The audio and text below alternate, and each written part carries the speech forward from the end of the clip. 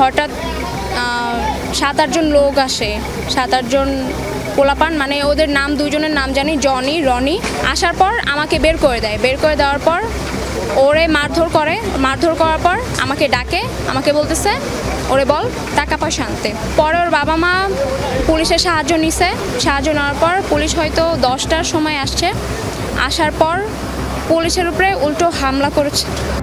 যে ভিকটিমকে উদ্ধারের জন্য ওনারা যখন চেষ্টা চালান তখন তাদের সঙ্গে আমাদের পুলিশের একটু ধাক্কাধাক্কি হয়। যখন পুলিশ নিচে নামে ছাদ থেকে তখন আরও অধিক সংখ্যক সন্ত্রাসীরা এসে আমাদের পুলিশের গাড়ি ভাঙচুর করে, টহল গাড়ি, এবং আমাদের পুলিশ সদস্যদের বেধড়ক মারধর এবং আমাদের এই যে ড্রাইভার রয়েছে গাড়ির তাকে কোপায়।